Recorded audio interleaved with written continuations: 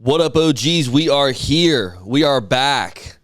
It's been a nice little month break that we took, brother. How are you feeling today? I'm excited to be back. I'm tired of not doing anything on the weekends. We got to get these episodes going. Before we even get into where we are today, let's go ahead and jump into like the update of the new studio. Let's do it. So for everyone that's been kind of keeping up with the past couple months, past couple weeks of episodes we've dropped, we have been in the market for a new studio. It's been a long time coming. Our old studio was that was something that we've been wanting for a long time was to get that upgrade. Yeah. I loved our old studio, but unfortunately, times are changing. Times are changing, baby. Yes, Rent's sir. getting high. Yep. I'll tell you that. And so we were like, got to upgrade, got to do something different.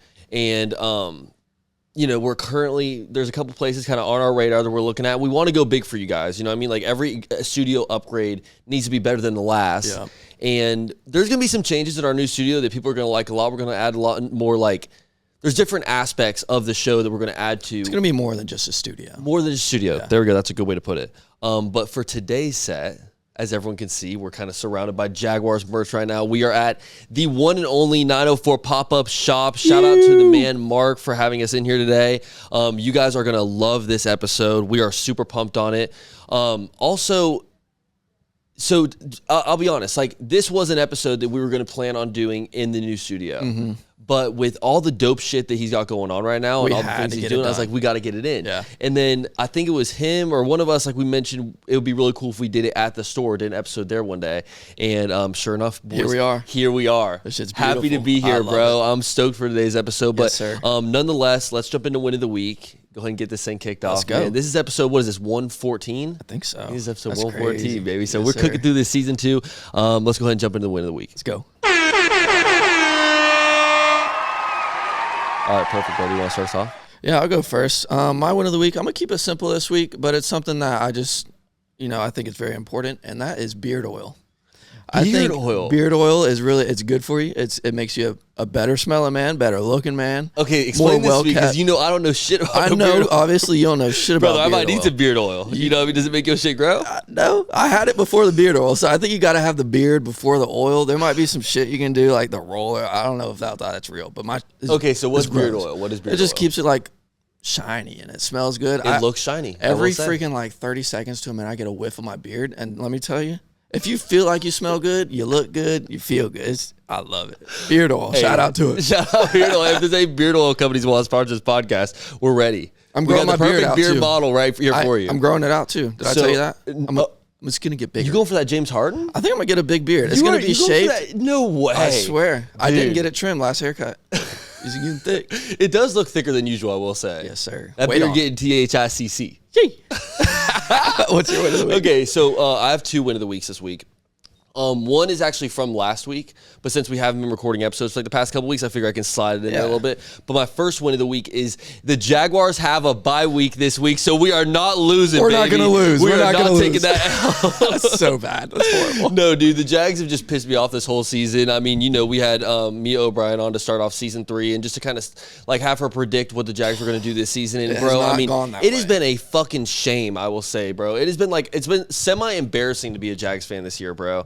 And the past few years. I don't know. I mean, I'm on team fire everybody. I don't know where you're at with that. I'm just about over it. I'm kind of getting mad at Trevor. I ain't even going to lie to you. So I don't know if it's Trevor's fault, but if he wants to play, he'll play. His little non-throwing shoulder injury, I feel like he would play through that if they were doing well. No, for sure. And I mean, honestly, I don't really I'm not really against him not playing, bro, because what is the point of his playing? Like God forbid, he got paid. Yeah, true. But if he tears his fucking ACL or something, bro, then he's out to start a little bit of next season. For what exactly? We're not going to the fucking playoffs. I get it. It's just it's a hard pill to swallow when they take out Trevor. No, for sure. Because then you know we're tanking. Then you know there's no chance that we're going to the playoffs. Season's over. Well, we've given up a long time. They never even started. No, they didn't even start. Football started. Okay, Jaguars. my second win of the week, man. God, dude, yeah, I can't say we're just surrounded. I know we have all the Jaguars around us right now. We're so bad. No, but my second win of the week is shout out to my girl. She took me on this really fun trip, bro. Oh, gosh, hold on. So a couple weekends ago, I think you saw this on my story, we went to Orlando for this event called Home Base. And, bro, let me tell you, Home base. That shit is fire, dude. What is it? So it's like I guess like an after party type thing that they do during EDC. Mm-hmm. So it's like all the DJs that are like at EDC and like the people that are going there for that show afterwards, they'll go to home base. And it's like at this big resort, bro. And like shout out Lucky Duck too, because they were able to get us like, you know, all like this, you know, whole room VIP. and everything. VIP as fuck, I will say, bro. Okay. Like it was very exclusive. It was dope. And no, dude, like there was a lot of DJs there. Like obviously I like all genres of music right now, especially since we've, you know, went to Nashville, did the country thing. I thought we were going to go an episode without you bringing it up. That's crazy. No, but for me, I fuck with all different kinds. So like going to the EDM thing, like I don't know if I could do it. I couldn't do home base every weekend, bro. Yeah. You know what I'm saying? Like you're raging. Is it taxing on your body? It is taxing on the body, I'll say. But one cool thing I did want to mention was like very end of the last night. These DJs are going to like 6 a.m., bro. It's crazy. And it's like 4:30 in the morning, and we're like walking back, and there's like just different sets everywhere, bro. And I walk by like the outdoor set, and I look over, and who's headlining the set is Toe. Shout out to him. So his group, him and his buddy X, I think, is it's Some Simple. Mm-hmm. That's like the name of their group. Yep. And so we actually drove. And they co-DJ. They go back and forth. It's like a back to back. Yeah. So we when me and you did our trip to Asheville, that was the guest that we had on whenever we went up there. And so it was so weird being in Orlando and just randomly seeing him playing a set, bro. So I was just Did you get to talk to him? Yeah, for sure. Yeah. Like I went up to him and was like chatting with him a little bit, like chill, you know, introduced him to Cassidy and just like honestly, bro, it was a really fun event. Is he back from Asheville? Is he here? Do you know? No, I think he's still in. Traveled. That boy traveled for the event, bro, That's which awesome. was dope. Yeah, and so shout out to those boys, they're killing it. But dude, nonetheless, that event I actually was watched fun. a few clips from that episode the other day. I love that episode. Dude, that was such the a good spot episode. We were at, dude. The whole set, it was kind of like this. I love these random sets that we get. No, I like we it. always make them look so good. I like it too because that was kind of like a scramble one too. Like we weren't really like that was a very last minute trip. Went up there, strike mission, got it done. Also did a bunch of other fun things when we were up there. If you guys haven't seen that on the road, that's our second on the road, I believe. I actually have a second one of the week. Oh. Shout out to my girl, you know, I can't. Oh my God, you're such a simp. You know, there's no reason I just, you know, random shout out to my girl. You know, she's just a great woman. Fun fact, she makes me lunch every morning. I've got a third win of the week. I've got a third win of the week. Let's hear it. My third win of the week is when you and your homie are either in relationships at the same time or single at the same time. You can't have you be in a relationship, me single, me in a relationship, you single. It's just not fun. No. Well, it's very tough to make plans and do things like because me and you, we are like very good third wheels. You know, like if I do have to go out and do something with you and Morgan, or you got to come do something with us, like we're best third wheel in the nation. The girlfriend might get a little upset because then we, you know, facts. But I will say like, it's more like the girlfriend's a third wheel. It is very fun. Like whenever you and your homie are like at the same place in life with the relationship, because then it's kind of like you kind of understand them a little bit more. Like for a minute, I was kind of dissing your ass. This is so good coming from Nick. Let me tell you. Look, I was dissing your ass hard because here's the thing: is like. You are a different man when you're in a relationship, not in a bad way, but like you are just a very different human being. I'm a committed man. You are a fucking committed. Brother. Yes, you are. That boy is a diehard. You will not hear from me. Yo, it's so funny though because it's like you know, I'm still expecting like that old Joey. You know what I'm saying? Like coming over at 10 o'clock, it's 10 o'clock at night on a Friday, and you're like, should we go make a run at the bars real quick? I'm like, yeah, let's make a run at the bars. You know what I mean? Like, why I'm not? Asleep you know what I mean? Now, brother, I'm in bed 8:30 because I wake up at 5 and go to the gym. Can't even get a text message out of you, brother. 8:30 p.m. You are out. That boy is night. I don't remember falling asleep every night. And it's funny too because right before you got in a relationship, we did have like a 6-month time period where we were both single. Mm-hmm. And that shit it was a fun time. That was a fun time too. But that is my win of the week. It's just like it's cool. We're both like in a very like, you know, it's been going on for a few months, but I don't think I made it to my win of the week yet. So and we're both happy.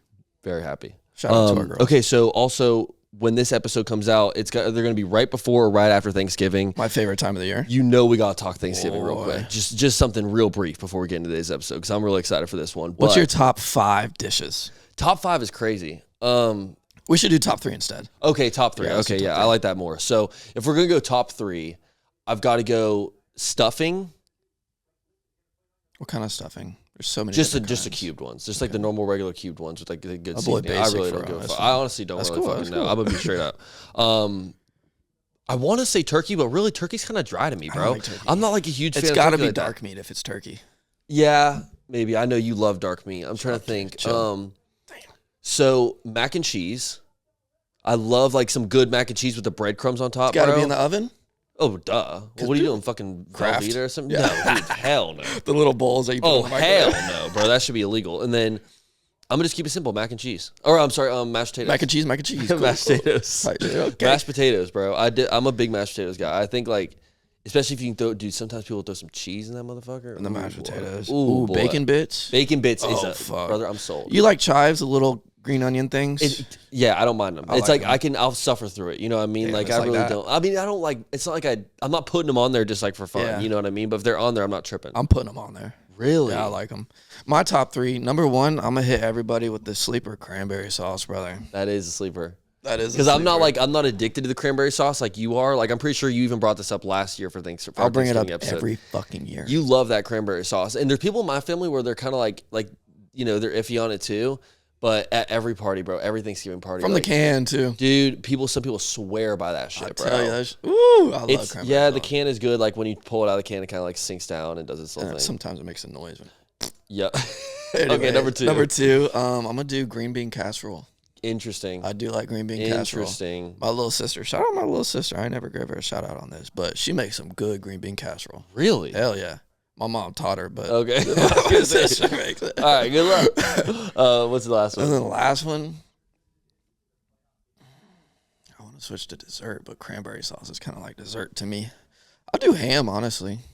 Is ham a Thanksgiving thing? No, well, so I was gonna say is like my mom's side doesn't do ham, but my dad's side does. They'll do like the honey roasted or honey whatever. Okay, ham. So if we don't do ham, I'm gonna put pumpkin pie in there. Oh, pumpkin pie is good. I didn't even think about that. Pumpkin pie is definitely a sleeper. I like that a lot. Pumpkin pie is good. Really, any of the pies. Cornbread? Like I don't know if cornbread. I'm so specific with my cornbread. It's gotta be sweet. Dude. Ooh, bro. I don't even care. Really? Cornbread, dude. Any kind of cornbread. I love sweet cornbread. I just love corn in general. Corn on the cob is fucking gas, bro. That is fact. Yeah. But no, I think that's pretty much it, man. I'm ready to jump into today's episode. I'm excited for this one. This is going to be a huge episode. Someone that we wanted to get on the podcast for a minute now. I had a lot of talks, a lot of planning to get into this. You want to shake my hand? Hello. Excited to do this episode with you, brother. Let's go. No, let's talk this one out, man. Episode 114 going down right now. Let's go.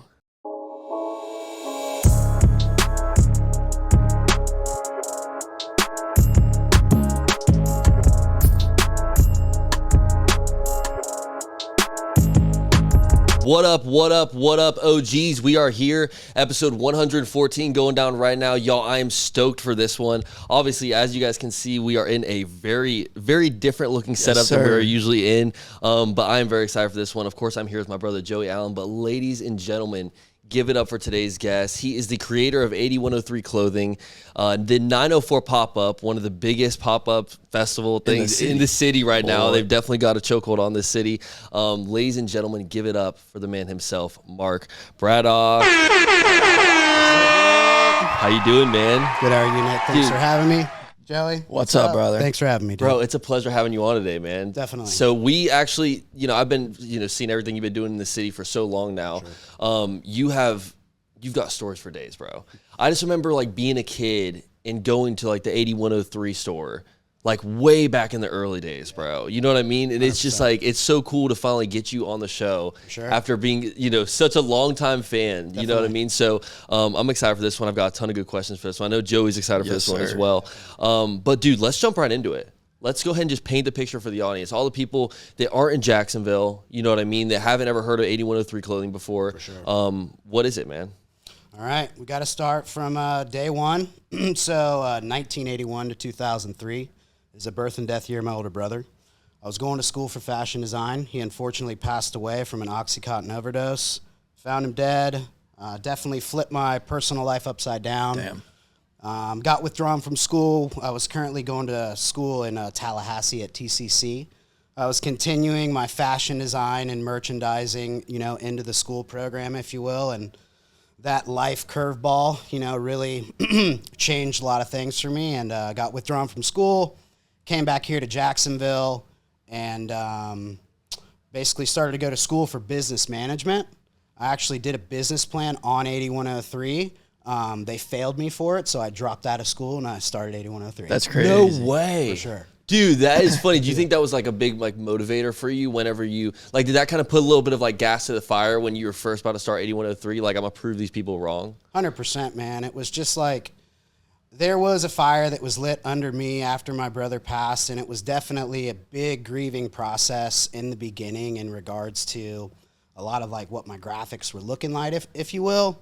But no, man, it was just I knew I had the vision, I knew I had the experience, I knew I had the drive, and it was kind of the perfect answer to say, you know, kind of to kick my ass and just say, yo, you need to just go and do your thing. Mm-hmm. When you say they failed your plan, like what do you mean? Like what was bad about it in their eyes? I think I got like a D+ on my business plan for 8103, and I just felt like the current professor at the time was just so out of touch with Old actually school. like what I was bringing to the table, because there wasn't any business plans coming into FCCJ for, hey, how do I start my clothing business? And I mean, dude, I was 19 years old, you know? Right. So it was like, I just lost my brother. I got withdrawn from TCC. I had to come home. My parents really didn't know what to do. And so we all kind of had to find like how we were going to grieve to really be able to move forward. Was the clothing kind of your outlet? 100%, man. And honestly, before 8103, it was a nickname. It's called Gateshead Industries. So Gateshead Industries was a nickname between me and my brother. My brother would come home from school someday and be like, Gateshead. And I'd be like, Gateshead. And like, that was like our thing. And so when I started the brand, it was Gateshead Industries with 8103 on the back as like a tagline, if you will. And then some other things happened. I got arrested. I had to go to rehab after my brother passed. And that's when I basically ditched the Gateshead because people were murdering the name. They couldn't fucking say it right. And I just went to 8103. And then once I was out of that place, it was like I hit the ground running. Yeah, bro. It's crazy that like certain events will trigger, you know what I mean? Like a name or like something like that. I mean, I really like 8103.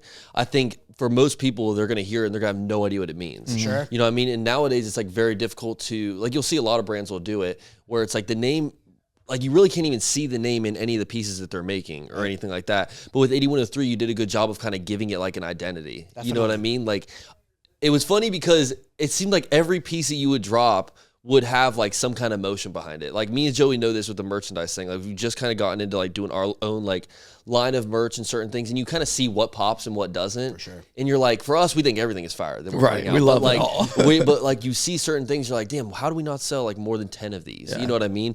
But with you, bro, it's like that didn't really seem like the case. I mean, I don't know how far along you were into the brand before I started going in the shop and like seeing people at school wearing your stuff or whatever. But I mean, I remember, bro, you would do drops and you'd go in the store. It's not even there. For sure. And you're like making a lot of your own stuff too at that time, right? So it's like, Definitely. I mean, it's crazy, bro. The motion seemed like it was kind of all there, like from the beginning, right? Well, really, like once, you know, we were very heavily rooted in the skateboarding community here. So a lot of OGs will remember the brand Flatline. Flatline Skateboards was the biggest local skateboarding brand in Jacksonville for north of a decade. I went to school with Joey Corey, and me and him basically grew up together, and I'd go to his house and skate, and we'd skate the old Kmart and the bank down in South Jacks Beach, and like those were our spots. And so when the Corey started Flatline, that was before I was doing 8103, but I wanted to have a skate team, and obviously being close to them, I was like, yo, I want to sponsor as many Flatline riders as I can. So at that time, that was a lot of, you know, the skate community. I mean, I watched, you know, Paul Hart grow up. You know, Paul Hart is one of, you know, Jacksonville's most known, you know, skaters in town. And like going from when he was, you know, 15 years old into basically like a pro skateboarder, and to still have those relationships with all these guys as well. Times change in the industry. Brands go in, brands go out. It's really the survival of the fittest. And, you know, with creating motion, just like you said, like some things flop, some things don't. But you got to be a fucking chameleon, bro. Like you have got to be ready to adapt, do your next piece.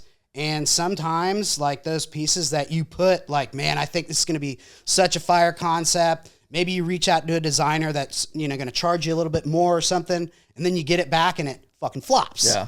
But then like, dude, like for me, some shirts that like, I don't know. I remember a certain time where like my fuck it meter went off, And I was just like, all right, I'm going to do shirts of movies that I like, athletes that I like, rappers that I like, just like stuff that embodied like my lifestyle and the things also that my brother was into as well.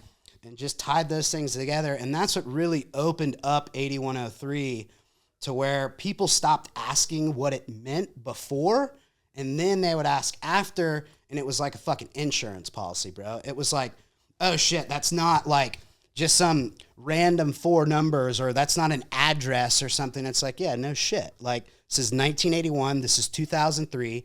You know, this is keeping the memory alive. It's like, I've got the shit, you know, I'm carrying the torch now, you know? And it's like, and I'm doing it in a way to where I can honor my brother for, you know, eternity. Yeah. Yeah, bro. I like it. And especially like with a lot of your designs, I liked how in the beginning it was very like your own designs. You know what I mean? You would do stuff that was like kind of based off of Florida, and then you would do like your own like slogans on t-shirts and hoodies and shit like that. But I liked how like eventually you did kind of, you know, turn on the fucking meter and be like, dude, let's start doing like I remember the Ron Burgundy one. That shit had to have done numbers, bro. I remember 100%. you could not see, especially in the skate community, you could not see a motherfucker not wearing that shirt.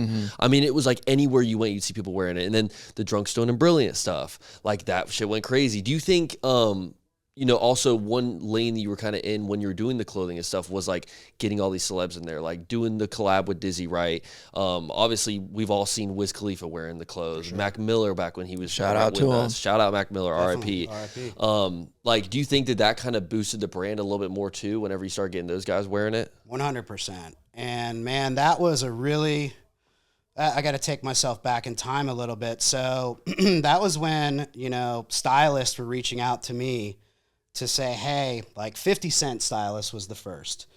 And so I sent clothes to 50 Cent stylist, and he was on tour in Australia with Tony Yayo, and Tony Yayo ended up wearing a shirt. 50 didn't. But then Snoop was on tour or something, and Snoop ended up getting a shirt. That's crazy. And then Busta Rhymes was on the same tour. He ended up getting a shirt and wearing it. But really, I really feel the catapult was with Wiz, because I was working very closely with his manager, Will. We were literally in talks of doing an 8103 x Wiz Khalifa collaboration. It was right before he did his first Zoomies collaboration. Oh my gosh. And that was, you know, it was like $1 million deal. So it's like with me, I'm like, hey, we can sell, you know, a few thousand shirts, you know. He's like, you know, they've got a deal on the table where it's like, oh, we just signed a deal for 100,000 shirts for 50 stores. Yeah, for you know, sure. So, you know, Wiz wearing it for this first TV appearance, which was for the George Lopez show. Dude, I remember watching it on TV, and it was fucking amazing. Yeah. And that was definitely a snowball, because then I just got all of Rostrum Records. So Mac Miller was wearing it. Chevy Woods was wearing it. I dropped the Anchorman tee. That ended up in Mac Miller's Blue Slide Park video. Yep. And then I was like, all right, if this is in the video, I know Mac's about to wear it soon. And then sure enough, Mac wore one of my Marilyn Monroe tees on the cover of Billboard magazine when he was the #1 independent artist in the world. That's insane. And there's this fucking wild. Dude, there's the most iconic photo, shout out Dan Folger, where Mac is in Rostrum Records. There's an 8103 sticker on the soundboard. He's smoking a cigarette. It's such a timeless photo.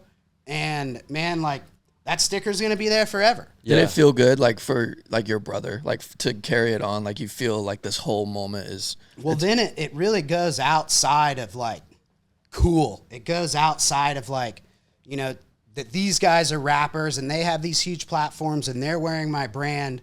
And maybe they did know and maybe they didn't know what 8103 meant, but the logo was out there. The message was getting out there. And, like, as close, you know, as I would get closer to these guys, like, I would start telling my story. Yeah. You know, like Bun B, like, Bun knows what 8103 means, you know? Like, he's given me quotes in, you know, newspaper articles. Like, Bun was one of my first meet and greets, like, at my first store, you know, near Salt Life on 9th Avenue. And, like, me and Bun still talk, dude. It's like he's blowing up with Trill Burgers right now, and I'm trying to figure out a way to get Trill Burgers into the stadium Because if we could have Trill Burgers and be watching a Jag game, are you kidding me? Dude, that's as good as it gets right there. Makes bro. it feel a little better when we lose. Yeah.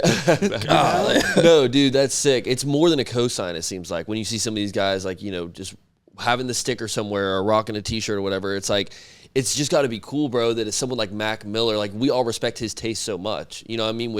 Especially with making music.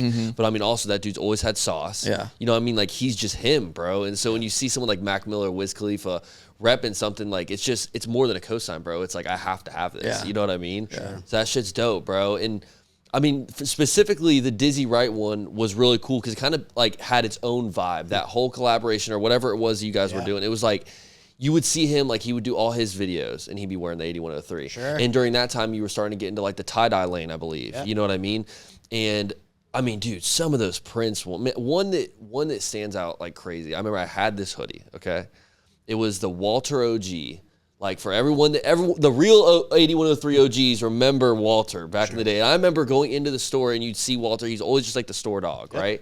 And I mean, you had so many different pieces that just had Walter's face on it. Yep. And sometimes it'd have the OG under it, sometimes it wouldn't.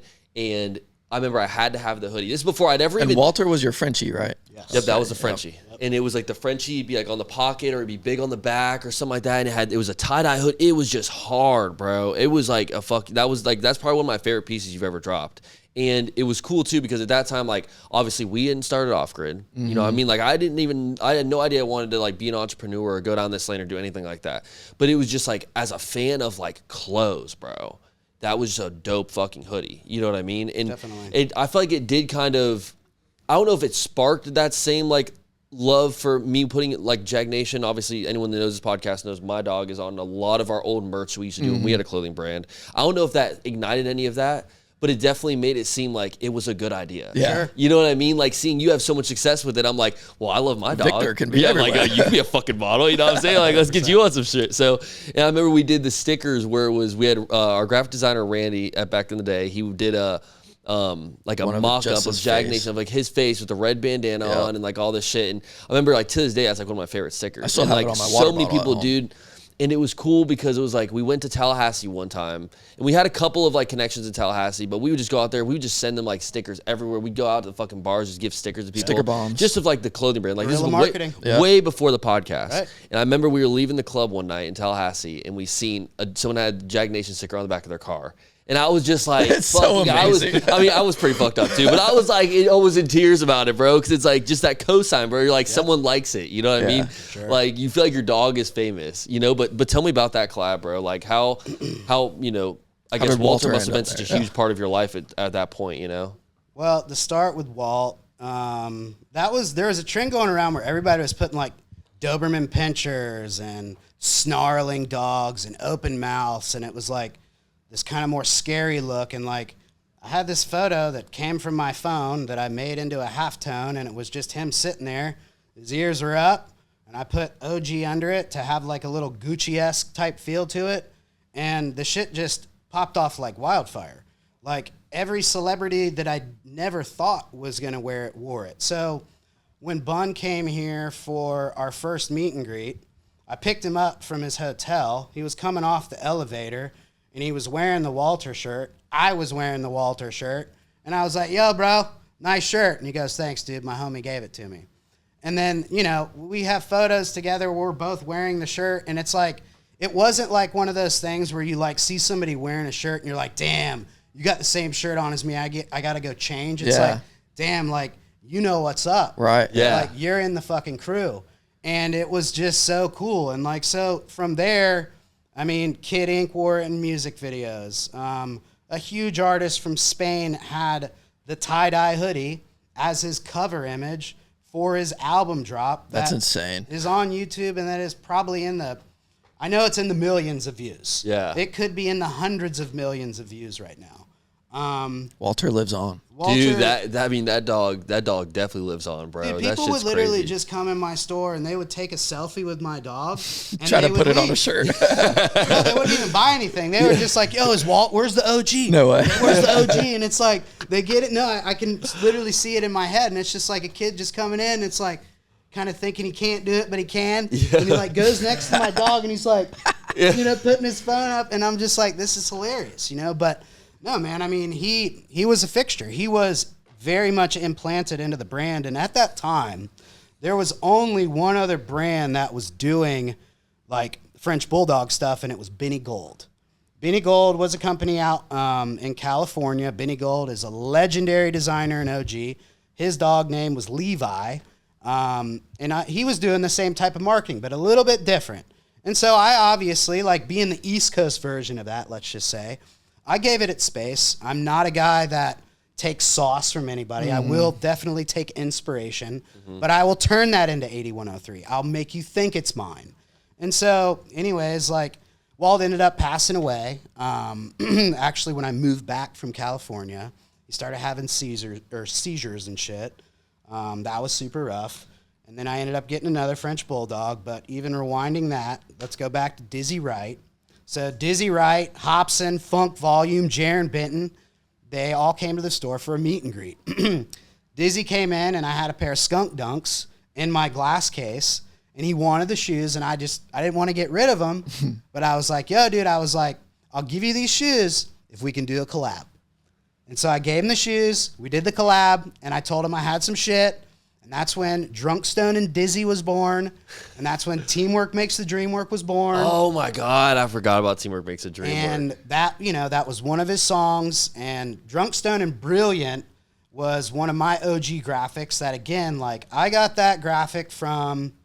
It was a book cover. It said Drunk, Stone, Brilliant, and Dead. And it was from the writers from the National Lampoon's movies.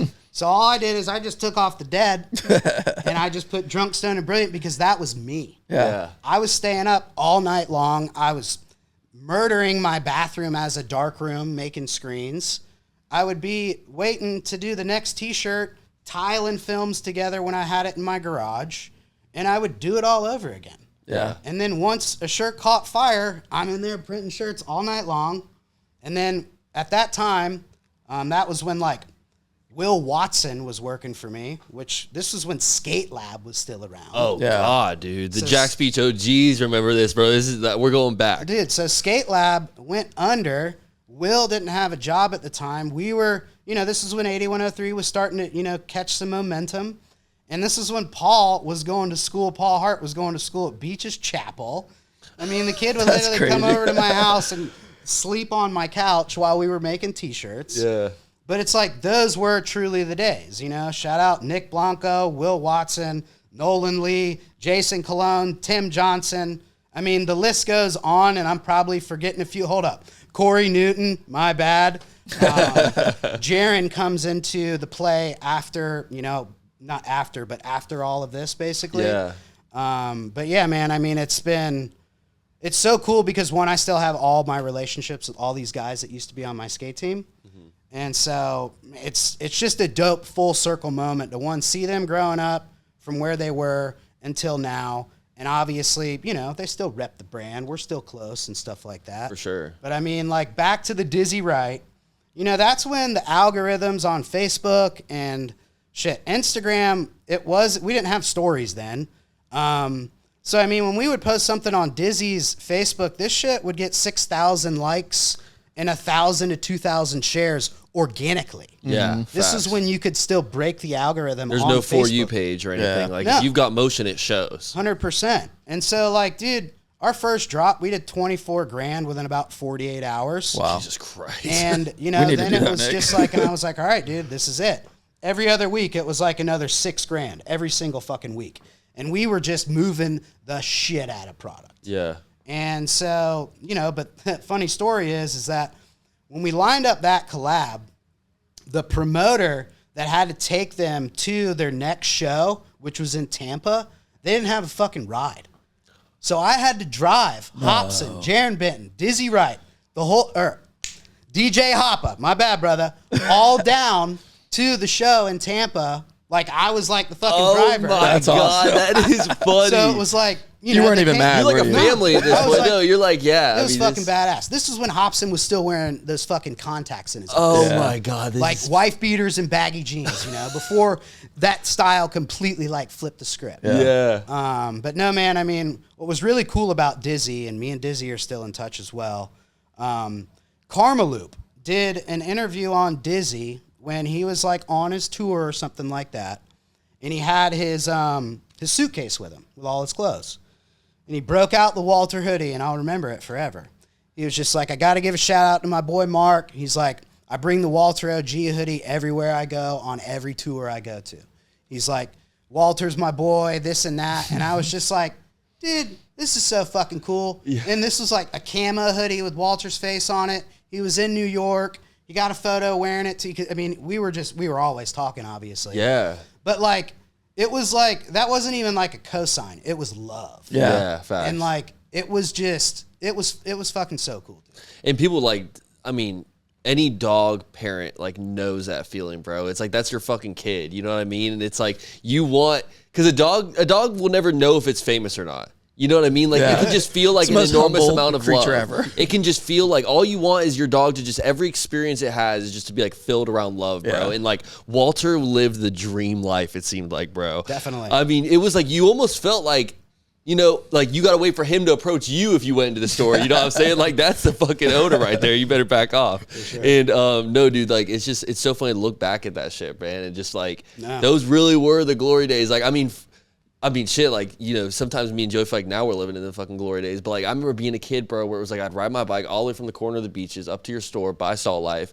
And all the money I got in my pocket to buy a fucking hat that says stoned across the front of it. I don't even smoke pot. Mom's pissed as hell when you get back. I don't smoke pot for 4 years after I buy this hat, you know? And it was just because, like, you've seen, like, some of the biggest skaters in the community wearing it, or just, like, Dizzy or whoever's, like, wearing the stoned hat or whatever, and you're like, oh, I just want that vibe. Mm-hmm. You know what I mean? Like, it's cool to be stoned, you know what I mean? Because it's, like, it's just funny, bro. It was a whole, like culture in itself. Don't smoke weed, kids. Yeah, don't smoke weed, but you know.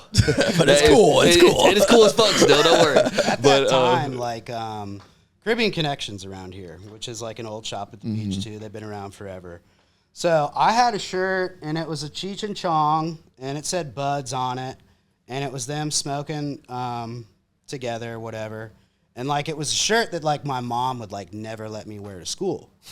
And like, but that is what you want to wear. Yeah. You want to wear, like, when you're that age. Yeah. You want to wear things that basically your parents are telling you that you fucking can't. Yeah.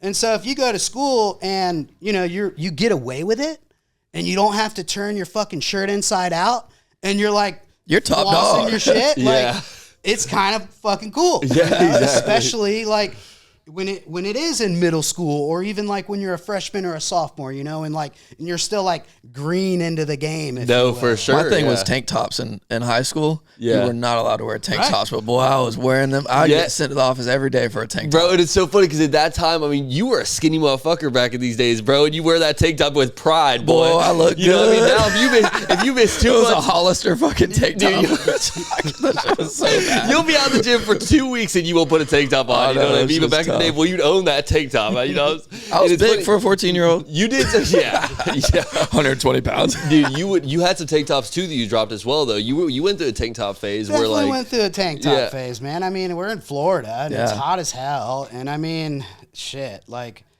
just like I don't know, like Chuck Taylors when everybody was wearing like Chuck Taylors and camo shorts when Wiz was pushing that whole style, you know, like. Nobody's, I mean, actually, camo has made a screeching comeback.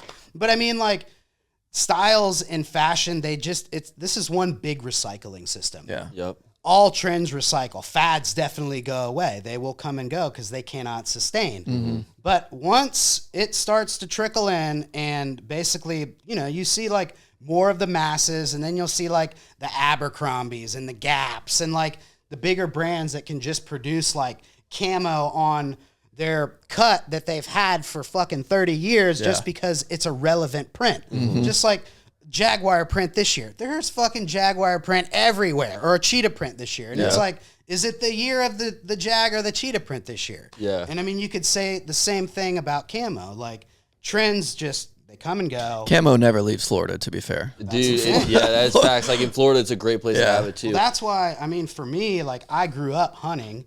So 20 Mile Road in Palm Valley, that's like all of these buildings across here in the Beaches Museum. That is actually the Oestreicher house right there, which when we would go hunting, that was the house that I would eat breakfast in every day. Oh my God. So when you say camo and you say 8103, my camo doesn't come from a place of trend. It comes from, I grew up hunting. Yeah. My dad was a hunter.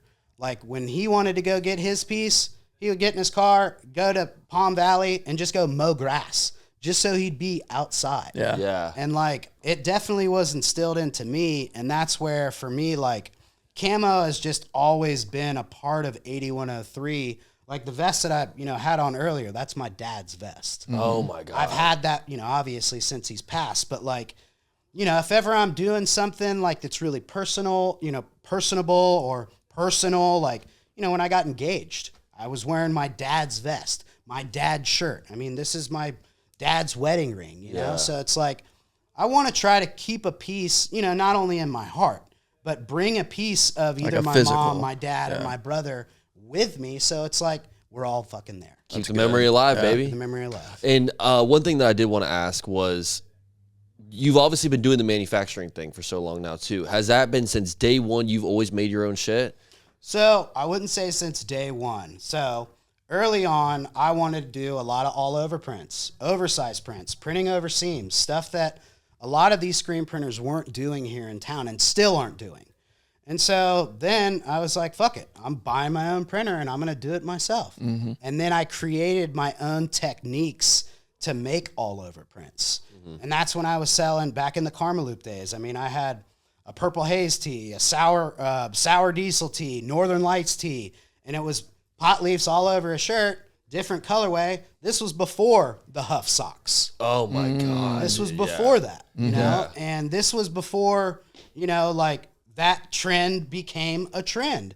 This was before Wiz had a strain of weed. This was before Snoop had his own strain of weed. Like when I went to California, like that was my whole push. I was like, all right, if I'm already giving clothes to Wiz, Snoop, all these guys that are already smoking, and like I remember meeting up with Juicy J one time here, and his manager called me back after I dropped off clothes and an ounce of weed. And he was like, yo, dude, he's like, he's going to wear your shirt. I was like, fuck yeah, dude, let's do this shit. And he was like, but he needs an XL. And I was like, I'll be there in 15 minutes. All I had to do is fucking make the shirt in the back of the store. True. So I just screen printed another shirt, pulled right back up, and then boom. Fresh off the press. Juicy, it's funny, the stoned hat, that was like he posted that just as a picture, his meet and greet. I mean, here again, Juicy wore probably 6 or 8 shirts. God, dude. Got such killer photos. And you say Juicy J? Dude, at that time, Trippy? bro. Like, are you kidding me? Yeah. Bro, he's like the top, like at this time, he's Juicy the J was top hot, yeah. dog, bro. And That's that was crazy. when basically Wiz was putting him under his camp. Yeah. At that time, and like here again, that was just like another package, like the rostrum package, I guess. Yeah, dude. God, that shit's sick. crazy because now, like, you still see, like, you're obviously making a lot of the prints yourself still as well. Sure. But I mean, I think a lot of designers, like, especially, when you're first starting off your brand, you don't have a lot of like money to throw at it or whatever. I think a lot of people do go your route, where it's like they make it all themselves. They learn how to do this, or they do it like a lot of people do the heat press thing, especially with hats and things like that. But then eventually everyone's like, they almost try to just like go to the factory, the manufacturing thing, where they like, contact somebody, get 100 shirts made. But really, I think in the long run, like your way is more like smarter economically, I think, you know what I mean? Because you don't have to, you can create a shirt when somebody, like, I remember this so vividly, actually. I think I wanted it was the FLA shirt, but it was just a regular shirt, and you didn't have my size, and so you just made it. Yep. I just had to wait like 15 minutes or something, and then it was done, and it was out the door. Yeah. And that was a niche back then. Like, no one has ever had like a screen printer, to my knowledge, a screen printer inside of a store to where, exactly like you said, if you saw an FLA shirt and it wasn't in the size or the color that you wanted, you could say, hey, can I get that in teal? And we'd be like, yeah. You go cook it up in the back. Yeah, literally just like 15 minutes. And then you got Walter to distract you outside. So it's perfect, bro. For sure. And I mean, the manufacturing side, like when I moved from 3rd Street to Penman Road, that's when we got into direct-to-garment. So that's when I bought my first direct-to-garment machine. And that was back in 2014, 2015. Where were you on Penman? I'm trying to think. I don't remember this day. Penman, that was a very brief moment. I was only there for a year. Gene Seafood, like where that used to be? You know where Beach Buds was? Yes. In that shopping center. No way. So, all right. It was that shopping center, and then you had Surf Witches, and then you had Sonatis. Yep. It's in that. Oh, my gosh. Now, that's crazy. Someday Homes, shout out Matt Roberts, Someday Homes is now in my old store on Penman Road. Okay, that's remember, insane. actually, Permission Skate Shop? Yes. That's where he moved before. Okay, got you. That was that spot. Oh my gosh. Okay. That's so crazy. when you did the 48,000 and however much it was a lot in 48 hours. Were you making those clothes or did you? Yeah, we were making those clothes. That's insane. All by hand. Wow. Yeah, like we were screen printing. Literally, we were screen printing, packing. Did you have a lot to sell before like you hit that big number, or like were you like scrambling to get the shit made and sent out? We were on a produce on demand model, so it was like I just stocked a shitload of blanks. Mm-hmm. So I had blanks for days. Yeah. And then we would just basically grab however many blanks, match it up with the print. We got 50 Drunk, Stone, and Dizzies a day. We got 50 Teamwork Makes the Dream Works a day. God. Let's run that. Let's get them shipped out. Boom. And let's keep it going. Do you have a good team doing it with you? We had a great team. I mean, at one point with 3 people, we broke $1 million in sales. Good shit. Insane, That's good. And that was, a Karma Loop heyday. I mean, that was when, when I was on Karma Loop on the Casbah. 8103 was a top-selling brand on the Casbah for over 8 years. Jesus Christ, bro. And I mean, that's the thing. The amount of product that we moved through that website, through my store. I mean, and this is when I still had a lot of wholesalers as well. Mm-hmm. I had distribution in Australia. I had distribution in Spain. I had distribution in Japan. I had distribution in Canada. I had distribution in Sweden. And these orders would come in the thousands of pieces. It was 2,000-3,000 piece orders. And so how does that work? Like they have a storefront and they want to sell your products at the storefront pretty much? Exactly. How do you make that connection? How do you find somebody in a different country like that? The internet? Yeah. That's when, the celebrity wave, that's what I really felt like put me international very quickly. Because I remember one of my first accounts was actually in Japan. And I was having to hand screen print this first all-over print. You would probably remember this shirt. It was of Nolan Lee. He was doing a heel flip at this super iconic spot in New York, and I made the photo into an all-over print, and they ordered, I think, like 250 of those shirts. What? Dude, and I was printing those by myself in my garage, and I had to take them out back in my lawn and just lay them in the grass to let them dry. Oh, my God. Because the print was so big, it didn't even fit in my fucking dryer. Damn. So then I had to, once it was dry to the touch from outside, I had to bring them back in, roll them through the dryer probably 3 or 4 times still. Dude, that's wild, bro. Yeah, the work it takes, and that's just for one shirt. Right. And you got you got to do it 250 times. It's like, and I think that's one thing that does scare a lot of people away too. Is like when you do it by yourself. I mean, I know for a fact. I mean, me and Joey. I mean, that's exactly what we were doing. We spent some nights That's just putting literally all night just printing hats, bro. Just like trying to like do we were doing we would do screen print and then we would do heat press. And so we would just sit there with both the machines and just it'd be 1 o'clock in the morning just printing shit. But what we found was like we were actually losing, we were technically losing money doing it because we're spending so many hours. You guys are coming up on a good point. That's what would kind of like kill us, bro. Is like even though we didn't have 250 shirts we had to get made, it's like even if we were just those doing 50 like shirts are hard. Those 50 shirts, and then the times where you mess up on one of them, and now the shirt's ruined. Like you can't double screen print something after you've already fucked it up, and so it was like. Sometimes, there'd be times where with the hat press, man, where we'd be so pissed off. Like, we couldn't get one good hat. It'd be like 5 hats in a row would be like, you got to throw them away. We got a lot of sample hats. And, I mean, we'd try to, scrape it off or do what you can and save it somehow, but it's just, impossible, bro. And I felt like we were losing money whenever we did a lot of stuff like that, but there's a different, sense of, pride in the product whenever you literally... it's from the ground up, bro. You literally get this blanket and you turn it into a masterpiece from nothing, pretty much. Now, if I had to do it all over again, and a lot of people always ask, they're like, "How would you do it if you did all over again?" I wouldn't put myself behind a machine. Really? Ever at any point? I mean, it's good because I have that skill set. Yeah. And what you guys are talking about is your margin of error. And I probably have a less than 1% margin of error. I don't fuck up. If I do, it's probably going to be a a machine error, you know? Yeah. But when you're, creating and then you start to, pick up some momentum and then people want to buy your product, just think about it. Do you want to lock yourself behind your machine and be making product all day? Or do you want to be out in the street with selling your product? There it is. There it is. And so it's a big catch-22. And, do I regret anything? Absolutely fucking not. Because I know this shit like the back of my hand, and I can also be a resource for other people to hopefully mitigate some of those margin of errors for other people that want to get into this space. Because I'll tell you, screen printing is badass. DTG is good for short run. DTF, the technology is getting better. Yeah. Like all of these things back in DTG did not exist when I was starting. And it probably existed, but the technology was so shitty at the time. Yeah. Where like machines would bust down. The techs were, let's say if you had a problem with your machine, or the tech doesn't even live here in Jacksonville. He's probably in fucking Tampa. Yeah, exactly. So then you got to wait a week, and now your machine is down, and now you can't produce. Yeah. And now here again, you're having to go to somebody else because just think if you got an order and you got to get the shit done, but now your hat press is down or whatever. Yeah. So you're not robbing Peter to pay Paul, but it's like you definitely have to figure out, like, it's kind of a tug and war sometimes. Yeah. For sure, yeah. And it's like, a pride thing. Yeah. Do you want to make your own product? Do you want to have that to where it's, dude, I made this, Or do you want to fucking move product and make more money? Facts. And make more product? Yeah. And then, okay, let's say,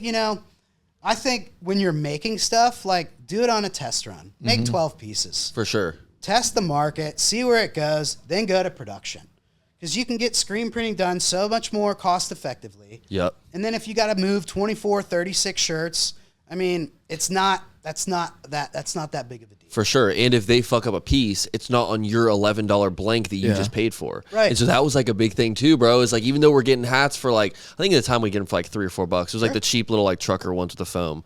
And dude, you go through 5-6 of those, bro, like back to back. That's like, for us, that's like $20 hurt, bro. $15. Like, yeah, like when we're going through it, bro, like that shit hurts. But then also it's not only you're losing the money that you've already spent, but you're losing the money that you could make. Yeah. You're So that was time.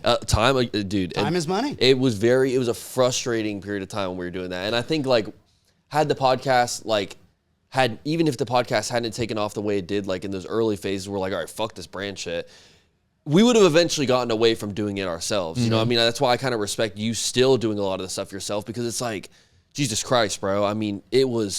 There's so many nights where we didn't want to fucking do it, because it's like you've spent all day trying to like do this marketing, or we go and shoot like the promo clips. Like our promo clips at that time were fucking badass. Jeez. And so we get all the boys together, go do a bunch of shit. And then nighttime comes around, it's like, there's no way we're trying to print some shirts right now. You know what I mean? It was just too much work. It just felt like. Was there ever a point through the whole process, like through everything, that you ever just wanted to quit? After I lost my mom and my dad. Yeah. Yeah. When I lost my mom, this was when I was in the Penman shop. And so shop wasn't doing good. This was this was the trifecta. So Karmaloop bankruptcy. I got audited for sales tax, and my mom passed away in the same year. Damn. Karmaloop filed for bankruptcy, so all of our holiday sales from 2014, I never got paid. No way. So all November sales, all December sales, all January sales, and about half of February, because that's when I pulled my brand off of the site. They kept telling us that we were going to get paid, and we just trusted it. $35,000-$40,000 later. Oh my God, bro. I never saw those sales. That's crazy. And so then, because they went belly up and filed for Chapter 11, that's what got the Florida Department of Revenue in regards to sales tax on the radar. And so that's when basically they were going after a lot of brands that were selling online that maybe weren't paying the proper amount in sales tax if it was either shipping out of the state or if it was staying here or whatever. For sure. And so, yeah, I got audited. They got me for $59,000. I got that down to about $15K and just paid it off. Yeah, dude. And still, though, and it was like a kind of like I justified it as like a $5K slap on the wrist each year for the 3 years that they did. And then obviously my mom passed, and I fucking found her dead. Damn, dude, I'm sorry. And it was so gnarly because like the person she was with at the time, like me and my mom were in an argument and like we weren't talking. And it was like I was trying to give her tough love because she was depressed as shit. And the person she was with, like, he was kind of half-assed. I didn't really like him. But he was keeping me in contact with, like, so I was like, yo, dude, me and my mom aren't really talking. I need you to keep me in contact to let me know if she's all right. So one day it was Memorial Day. And I got a call from him. And he was like, man, I haven't heard from your mom. He's like, there's a bunch of newspapers on her, doorstep. And I fucking knew it, dude. Damn. I just fucking knew it. So I went there immediately, and I fucking found her sitting on the couch. And she looked like somebody beat the fucking shit out of her, bro. Like, she was splotchy, black and blue. It was the fucking gnarliest thing. That is horrible. Screaming, punching walls. Like, sure enough, somebody comes in. They're like, what's happening? I'm like, call the fucking cops. And then the cops show up, whatever. And then that was a wrap. And, but after that, like, I was a wreck for probably a month, dude. I bought a fucking kiddie pool, put it in my backyard. This is when I was living in Neptune Beach. And I swear to God, I probably sat in that kiddie pool for I don't know why I wanted to sit in a pool. I didn't have a pool. Maybe that's why I wanted it. And I just sat there and had fucking drinks for probably 2 or 3 weeks straight. Yeah. And then I had to snap out of it, and I had to go back in my fucking store with a fake smile on my face, basically acting like I wanted to do this shit again. So I started to kind of create more momentum again. And I asked my dad, I was like, I need to move the pool table and ping pong table in the shop. I was like, sales aren't doing good, and I got to fire this shit up. Yeah. And I wanted to do ping pong and pool tournaments. Oh, so yeah. We had the first one. And 4 days after, we had the first ping pong tournament, and it was great. Made a logo, shirts. I had fucking headbands, wristbands. Oh, dude. Like it was like a full tennis kit. Yeah, yeah. And my dad tells me he's got cancer. Oh, fuck, man. And it wasn't the type of cancer that he was going to beat. And I'm a fucking realist. And I was like, fuck this shit. I was like, I have to make plans now to shut this store down because I'm not going to fucking lose another parent being in retail. Like, it was like somebody took my fucking leg from me, and I had to learn how to walk again with one leg. Yeah. And I mean, and I don't know if that's a bad example, but it's just my world was gone. Yeah. And it was like, what do I do now?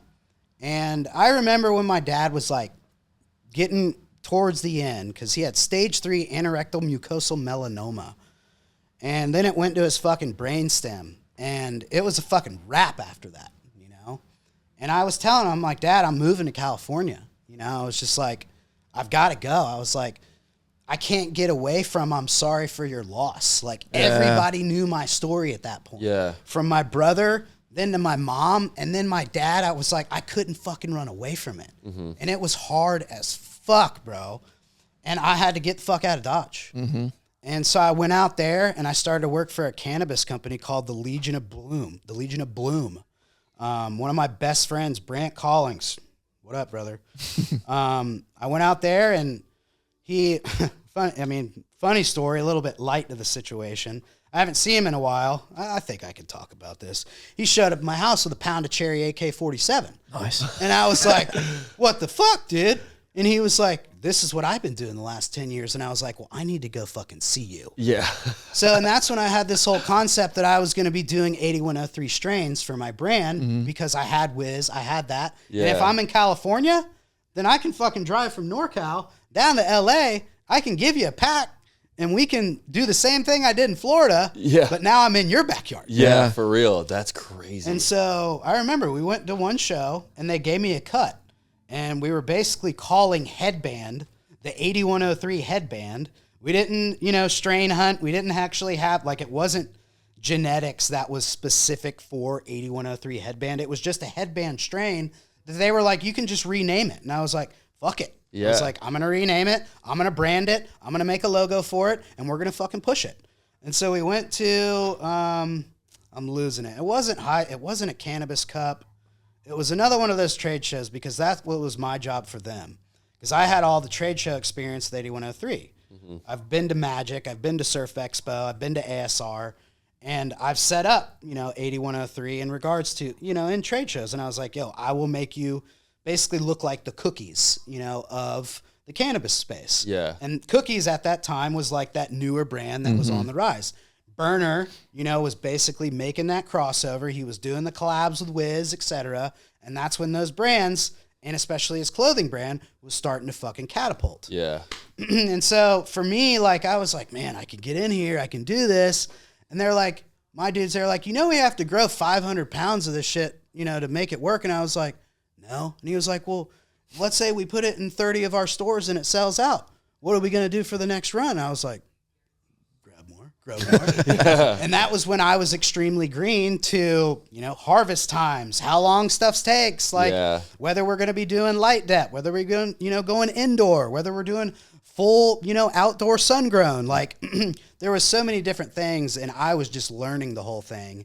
And I was like, there's no way I can afford to even build a business to where I have to produce 500 pounds of this one strain. And I was like, nope, this isn't going to be sustainable. Yeah. So basically I just ended up, working for the company, designing logos for them. I designed like their pen logo and they won like the number 2 or number 3 vape pen for like San Francisco or something. Yeah. And then like that's when I kind of started to do 8103 again out there. And that's when I honestly started conceptualizing the concept for the 904 pop-up. Wow. Really? Okay, yeah. So I want to jump into this. Let's go back and let's go into 904 pop-up, man, because we briefly talked about this on the phone the other day. Sure. I think this story is so interesting. So you're in California and you got the inspiration for 904 pop-up through another festival that they were doing out there. Yep. Tell me about this, man. So there was a street festival called Truckee Thursdays. Truckee was about 45 minutes north of where I was in Nevada City. I was in Nevada City and Grass Valley, big cannabis country. This was the Emerald Triangle without calling it the Emerald Triangle. Mm-hmm. They had all of the same microclimates. They didn't have the same elevation in that specific area, but this is where the Khalifa Kush was grown. And so Wiz came to one of a grower of a grower's friend and basically took his strain that was just Kush and just renamed it. Okay. So the Khalifa Kush, per my knowledge, came from Nevada City and Grass Valley. But Truckee Thursdays was an event where they shut down the main drag every single Thursday for 3 months straight. They invited the entire community from, I'm talking people would come up from San Francisco, Grass Valley, Nevada City, Lake Tahoe, South Lake, North Lake, like all over the place. And it was just this huge, hyper-focused community event. And like, there was some pretty cool brands there. I became friends with a guy, he had a company called Fresh Air Clothing. And it was kind of like the 8103 of NorCal. Okay. Everybody was wearing it. It was like my FLA logo at one time. Yeah. He had this Christmas tree logo, and he put it on like fucking everything. And there was a lot of people wearing it. But what I noticed in that space, like where I kind of got my niche for 8103, is everybody was putting like Lake Tahoe on stuff. Yeah. And they would do one logo and they would put that on like fucking 15 different things. So it'd be like a coffee cup, a sweater, a shirt, a this, but it's the same exact fucking thing. Like no variety, no nothing. Yeah. So anyways, doing that show, I started picking up momentum, and that's when buyers from like North Star and Squaw and like the resorts that I was going to snowboard, they were like, yo, like, this is like, what is this company? Like, where are you based out of? This and that. And like, I was starting to set up meetings with buyers and shit. And so anyways, my personal life hit the fan. That's when basically, I posted a tweet, dude, and it was 8103 X Jack Shrimp. And I was like, RT, if you want to make this happen. They reached out immediately and they were like, let's make this happen. And that was when at a time that like I was making plans to have to move home. At the time I was engaged.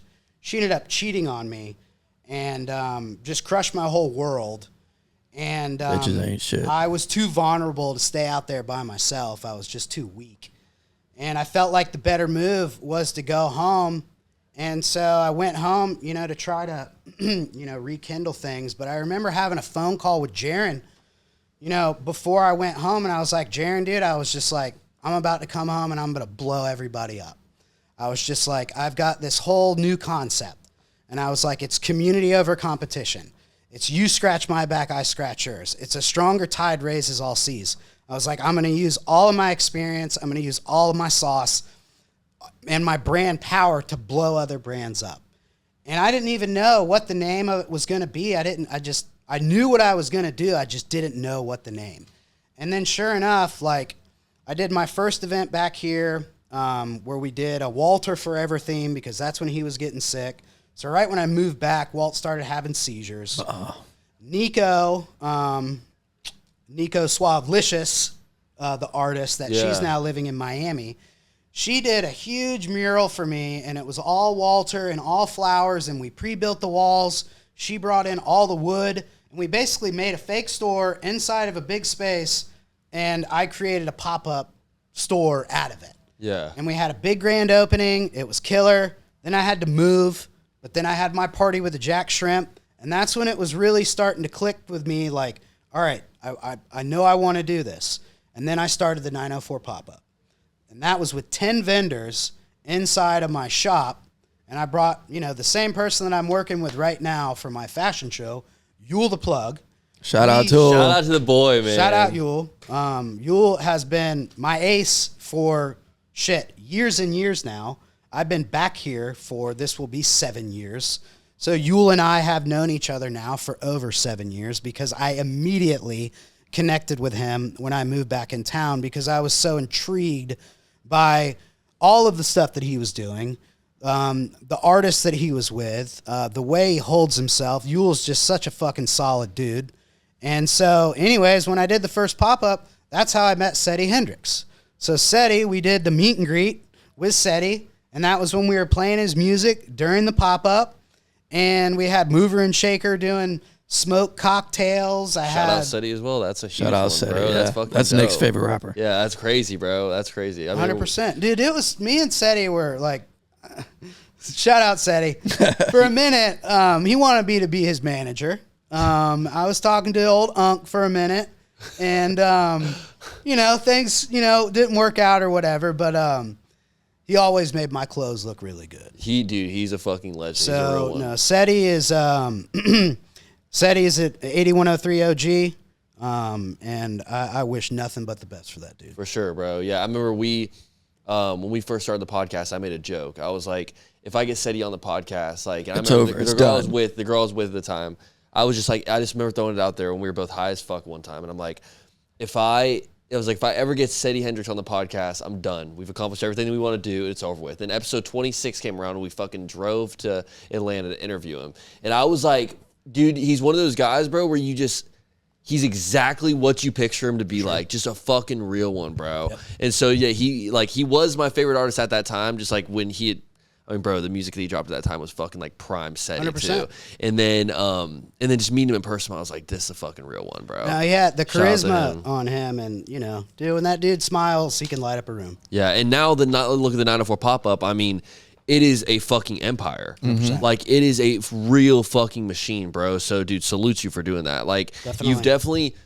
you can definitely see, like, now how I don't know if it's invested more in the community, but now, like, you're really putting the community on your back and, like, really pushing a lot of big brands. I mean, I think about the people that they probably live for the 904 pop-up, bro. Some of these smaller brands where it's like, this is where they move all their shit every month. Their time to get something. Yeah, for sure. No, this for is sure. like their Super Bowl, like every month or whenever you do it, man. It's like, this is a huge time for a lot of these small brands, bro. So what's your number one goal for the 904 pop-up? To really be, you know, there was never a platform that was hyper focused on the vendors. Like, I've done every single event under the sun with 8103. Mm-hmm. When Void had all their fest, Brewval, Void Fest, you know, I've done 904 happy hour events. Oktoberfest. I've done Spring in the Blues events. I know all of these guys. So they would give me, premium placement and all these things. And sometimes they'd be really good. Sometimes they wouldn't be. And, back to Truckee, it's like this event was just focused on the vendors. And then it was like, why is no one doing any marketing about this? Like, no one is putting these guys on camera. And for me, like, breaking down those walls of familiarity is so important when you have a brand. And it's the rule of 3, because it's like the first time somebody sees you, they don't know you. And they're like, oh, what's this? You got cool product. But like, all right, I'll see you next time, Yeah. And then they see you next time and they're like, oh, what's up, dude? They might know your name this time. And they're like, I'm definitely going to buy something from you, but they don't. Yeah. But then that third time they see you, like, you're fucking best friends at that point. Yeah. Now you can make a joke with him. You're like, yo, dude, you ever going to get that shirt that you told me you were going to get the last fucking 2 times you saw me? Yeah. And then now that ice is broken. And that's where my mind and in my vision for all of the marketing and the promo videos, if I can make these entities, these movers and shakers, these entrepreneurs, these hobbyists, whatever, into faces into the community and familiarize these faces with people, then it's like, yo, I think I know you somewhere. Did I see you on the 904 pop-up promo video or something? Yeah. Oh, man, this and that. Oh, it's so cool, whatever. So it's like that rule of 3 for me, especially because I had a story to tell.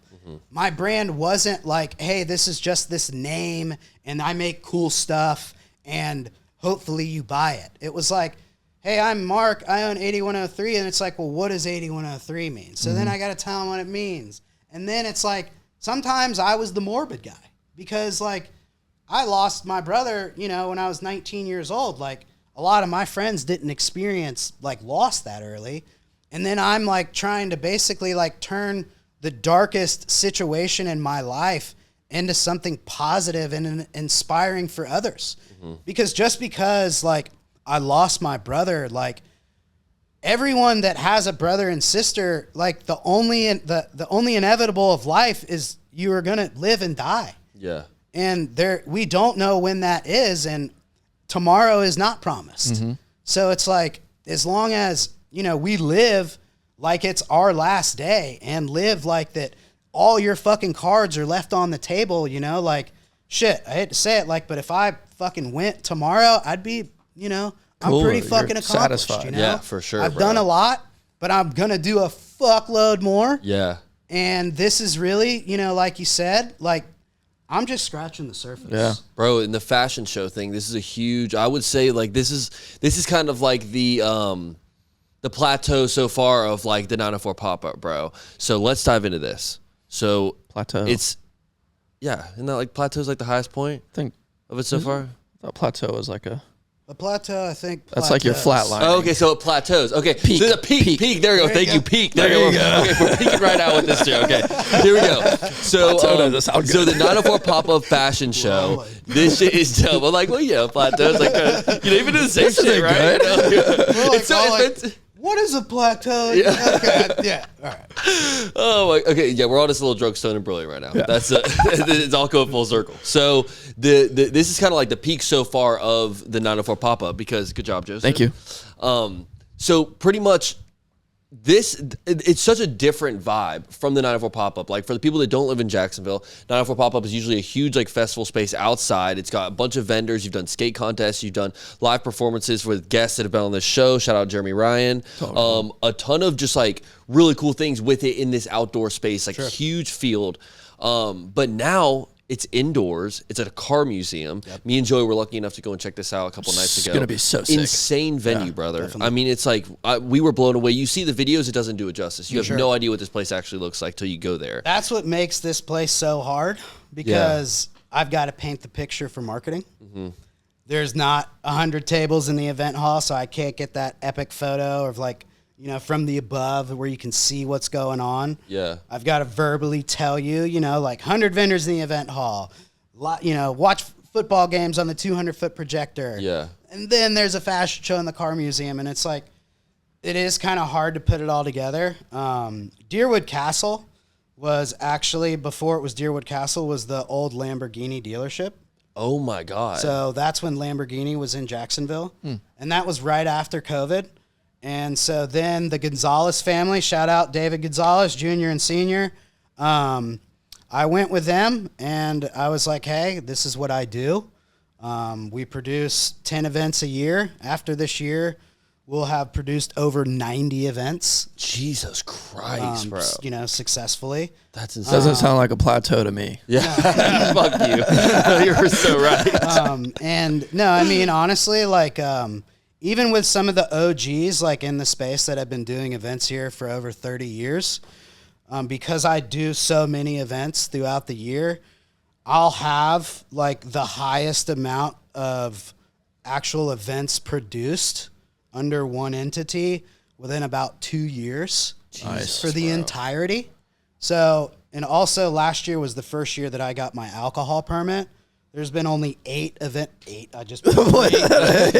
It was the 5. Yeah, I got you. There's only 8 event promoters or producers that have ever had the alcohol permit, and I'm in the boys club now. Wow, that's sick. And the alcohol space is definitely a whole nother fucking level. You have to ramp up security and JSO, Holy all shit, that. dude. Yeah. I mean, JFRD alone, I ain't giving you guys a shout out because you charge me way too much money. So JFRD, if I have a fucking skate ramp and live music, like usually I can get away with like about $1,000 for like 2 EMTs. Yeah. So for my music festival, they had 4 EMTs and my bill went from $1,000 to $2,700. Holy No fuck, bro. So, and I'm like, so That's even for my insane. Halloween event, when I had a costume contest, so because I had a costume contest, they charged me another $1,700. Jesus Because I'm bringing Christ, fucking kids out there in costumes. Give me a fucking break, y'all. No, that's crazy, bro. Like, it's, you know, and then you got, you know, shit that's happening downtown with this thing called Placemaking Jacks, where they're like giving people money to basically produce events that aren't sustainable. Yeah. It's like, yo, give me $2 or $3 grand. Like down here, you see that this thing rinses and repeats. It's working like crazy and right it's, now. you know, like, you know, to tap in, but you said, you know, a minute ago, like it is a lifeline for vendors. Yeah, for sure. And last year, you know, what honestly sucked is I had to increase my price because of the live music and skateboarding. And this year, vendors are going to be really stoked because I'm not going back down to the same prices, but we are taking prices down. Nice. Cool. For like the standard artist, just to have, you know, Because sometimes those younger guys, bro, it's like maybe it's not they can't afford the price of whatever it is for a spot, but it's like they're trying to also cut their costs and do different things, and it's causing like some of the, you know, doper, smaller artists. Sometimes, bro, there's some of those artists, man, where it's like you see them on Instagram all the time, and you like finally get to go and shop this like vintage collector, or Right. you get to go and like check out. I know we've had tons of boys that have been on this show where they're out there doing the 904 pop up, and it's like it's so good to just go see them out there, but you know it's like they're trying to save money every spot they can too. You know what I mean? So it kind of cuts out some of those like smaller dudes that also have that motion, you know? and so and that's a good point too, because like, you know, what was happening is we were overbooking. I mean, like I was running out of green space. Yeah. So 175 to 180 vendors was like nothing. And, you know, with 15 food trucks and then basically all of those logistics organizing things, we shoot for like a 90-10. Jaron knows this.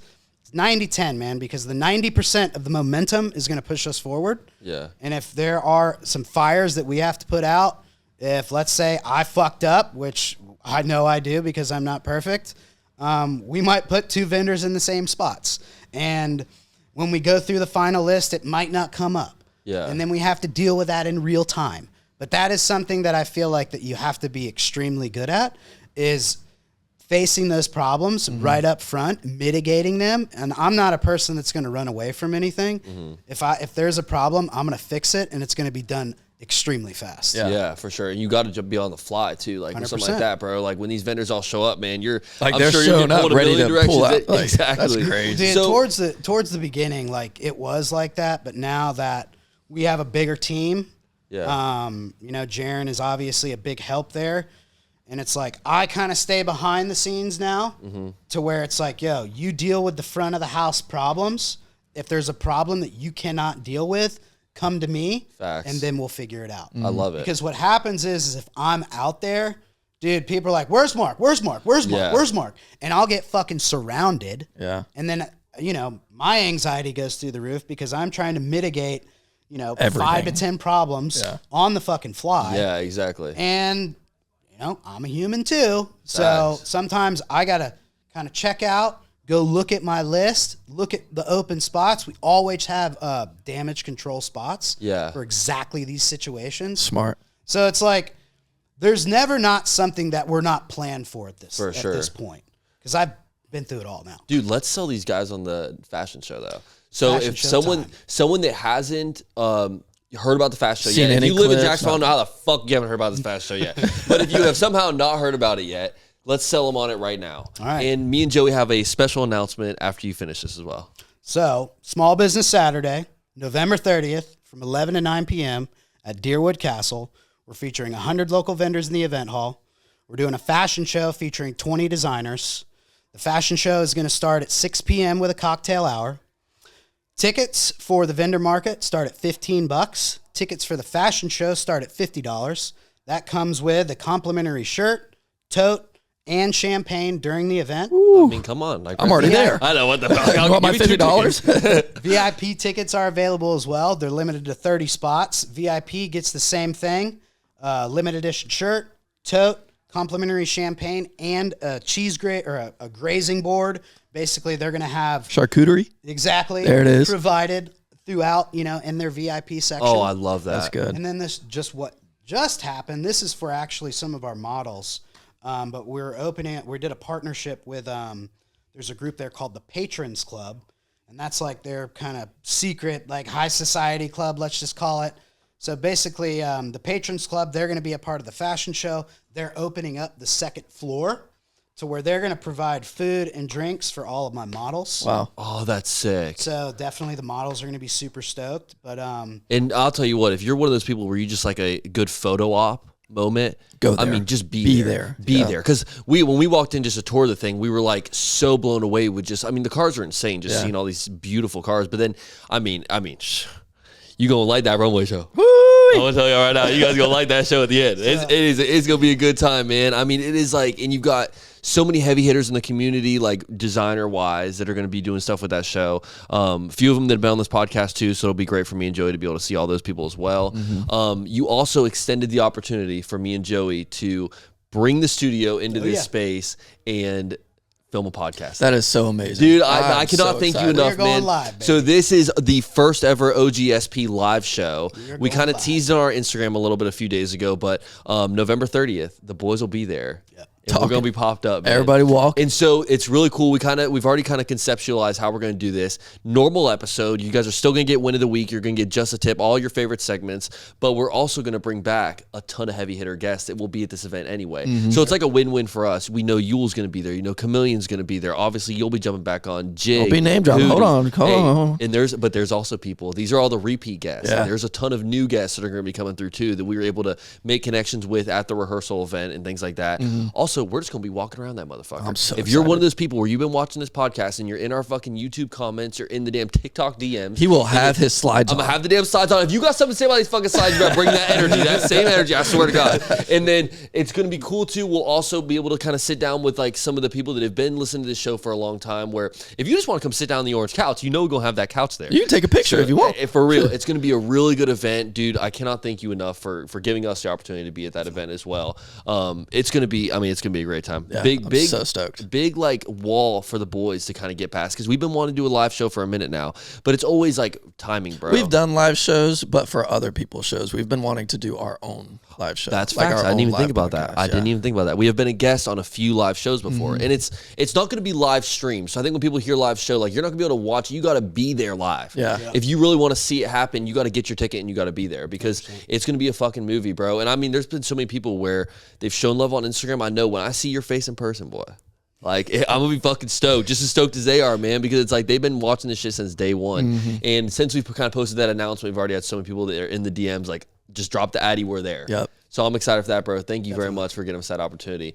Another thing that I want to jump into, and we kind of like grazed over it a little bit whenever we were doing the 8103 talk, but man, I want to talk about it's just such an interesting like topic for me is the like all the cease and desist stuff that happened during the Jaguars time. Sure. Because a lot of people, whenever a cease and desist comes through, it's like, obviously, I guess it's kind of a negative thing, but a lot of people will just immediately see that and shut the whole operation down. Sure. It's happened to a lot of people, especially nowadays. Like, they'll fucking close down your Instagram account. Yeah. They'll basically make sure your only option is to fucking close down. You know what I mean?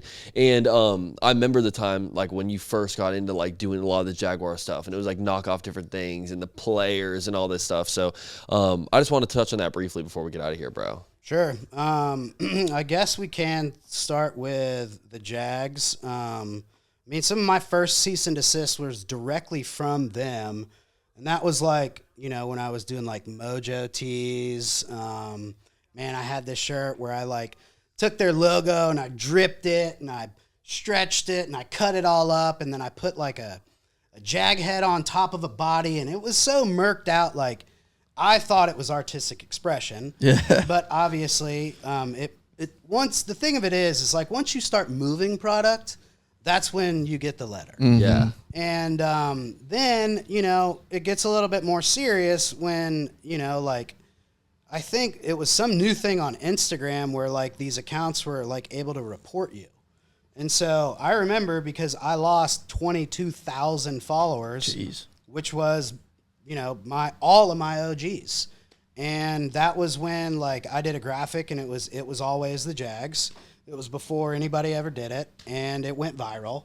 And that was definitely the thing that like got me, you know, like I'm always on the fucking radar, but that got me on the radar, I think, with more of the NFL. Mm-hmm. And then I swear I was getting cease and desist from Bonnie. No shout out to Bonnie. Literally like every other month. And I would ignore them because it's a fucking scare tactic. Yeah. They're not going to come after small brands that are producing a few hundred or, I don't know, like if you sell like 5,000 shirts, like somebody might come after you, you know what I mean? But like at the same time, it costs them $5,000 just to hit up their lawyer to litigate this situation. Mm-hmm. So you got to think about, like, you know, what they really want and who they really want to go after. Yeah. And so, no, I mean, like, the amount of cease and desist that I have had, even outside of the Jags, I mean, we're talking Tupac. We're talking Cops, the TV show. I mean, it's a funny story. Like, I'm driving back from St. Augustine, picking up Ron Burgundy tees from Paper Route, and I'm driving my dad's car. And either I'm speeding or his tag was out of date. I don't know. I can't remember.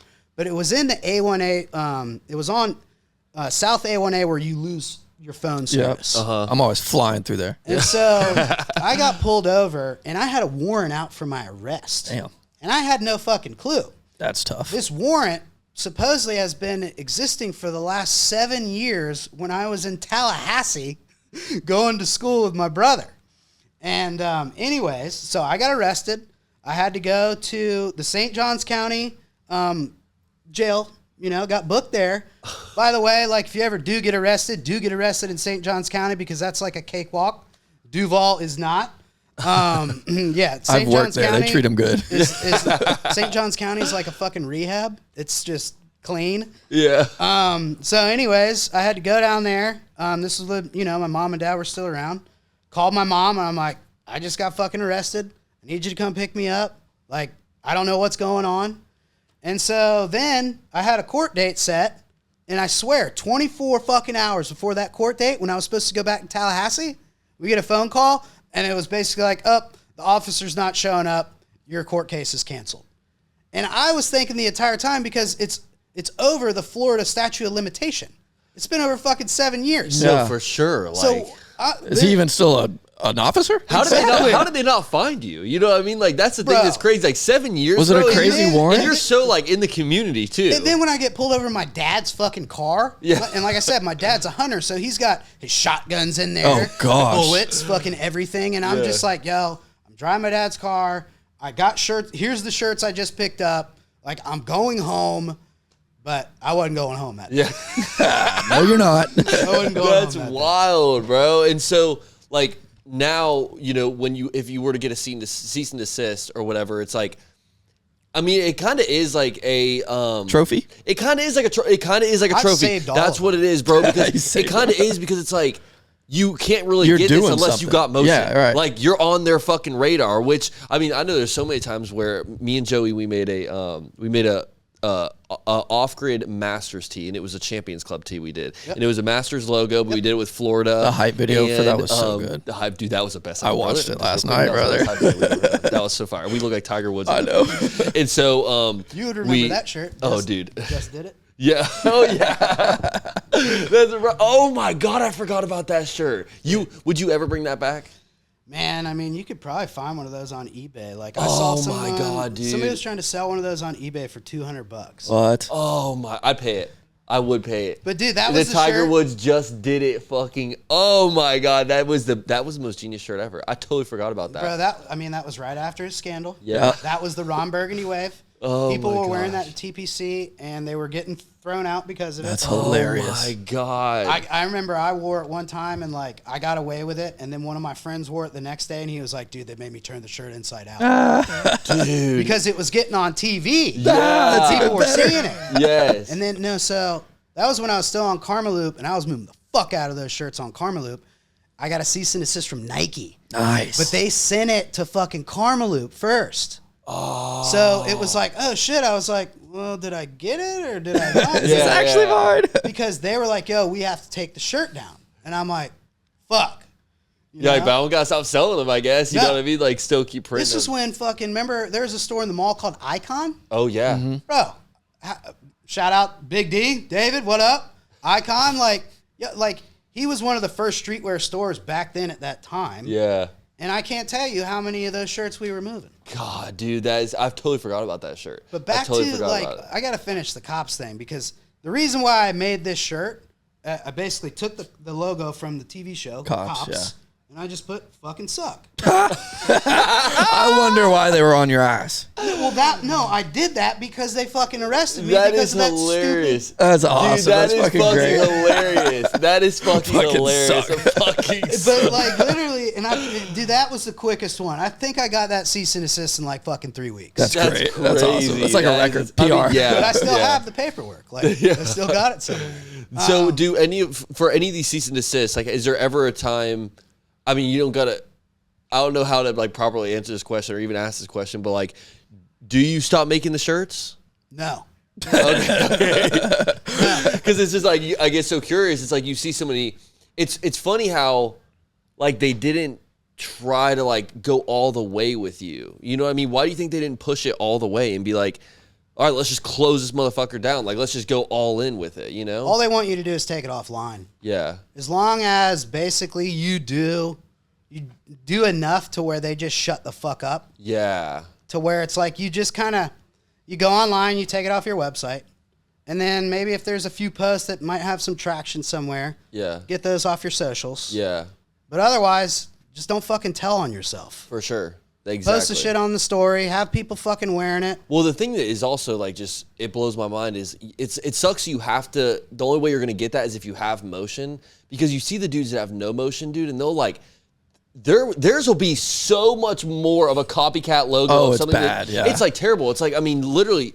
You look at, I mean, God, I'm not even gonna sit here and shout out some of the brands, but like, dude, some of these companies where they're like just a Jaguars merch brand, Dude, it's highway fucking robbery. They take the fucking like legit like prints and logo and everything from the original Jaguar, dude, and put on everything. Yeah, and that's the only thing on the shirt. It's not even like it's a play on words or like it's just the original Jags logo. And I remember when it first started blowing up, and I was like, that's fucking raw. You know what I mean? And then shout outs, like there's been brands that have been on our podcast where they've done cool things with the Jags logo and like really turned it up a lot. But they got signed with the Jags. They'll get signed with it. It'll be like an official thing or whatever. Yeah. But then you've got these guys, man, where they are just ripping the fucking Jags logo from start to finish, from like 93 all the way to now, the same logo, and they're selling it. But just because they don't sell 200, 300 plus of the item, the NFL doesn't even care. Yeah. You know what I mean? It's like crazy to me. And then you have you where you could sit here and look around this whole room of all the different like versions of the Jaguars like logo and stuff like that you've done, where it doesn't even look like the fucking Jags logo anymore. It's like that, dude. Oh no, that one for sure. I'm looking at this one over here where it's like I've never seen a Jaguars tee like that, where it's like the same Jaguars logo, and it's like you take they'll go after you for stuff like that, where it's like it's just because you have motion. That one they haven't came after me for. They have came after me for that, which is so weird. That's crazy. Dude's got blood out of his mouth. That's insane. Looks nothing like Maybe the it's the colorway. You got the same teal. Well, no, I mean, but that's crazy, bro, because we've used the same teal on stuff before, and if you look it up, like, so I remember one time, and I'll be quick with this story. My dad, he got a cease and desist as well. My dad created the Michael Vick dog chew toy. It's hilarious. Okay, so when Michael Vick was going through his whole thing, my dad's always been so big in like adopting dogs and doing all that shit.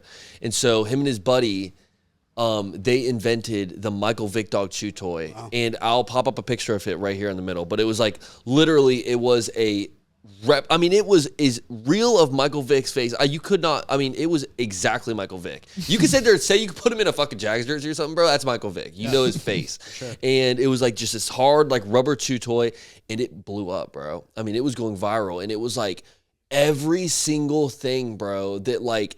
I mean, bro, I remember being a kid and someone knocked on the door of my dad's house, and I went and opened the door, and it was like the fucking Channel 4 News. Like, ready to fucking talk to my dad about this dog chew toy. And I'm like, at this time, I'm telling all my friends, like, my dad invented the Michael Vick dog chew toy. I'm like taking it to school with me. Your dad like, was a quarterback at one point, wasn't he? Bro, don't do all that. But it was funny, like, he had to do like different reds and shit of like, he couldn't even use like Michael Vick's exact number. He had to do a different number, different shades of red and all this stuff. Yeah, exactly. And so then they came after my dad. But the way he was able to get out of it was like, he didn't really collect any profits. He donated everything to the place he got his dog from. And so it was like he was able to kind of like save his ass with like he's like, I'm not even really making anything off it anyway, you know. I mean, we're just doing it for like the dog, like this foundation and stuff. And but it was funny like watching him go through that process, because he's just a guy who just wanted to create a cool product. It wasn't like he wanted to have a brand around it. He didn't want to do like any of this stuff. He just had a cool idea and made it, and the shit blew up. And it blew up. And then before you know it, bro, like you got Michael Vick's lawyers contacting him like, you got to get this shit off here.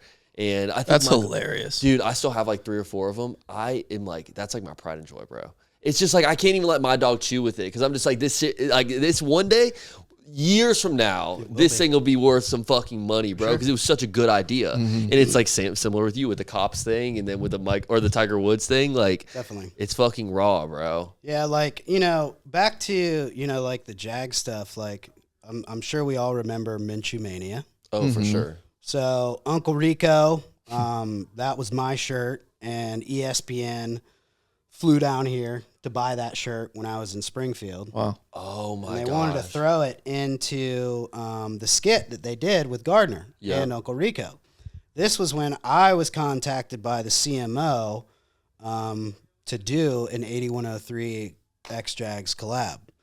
We were talking about, like, I was going to have my own store inside the stadium. Wow. Oh, my God, bro. And this is when the CMO was basically saying, that my vision for the 904 pop-up, which was community over competition, was in exact alignment with Shad Khan.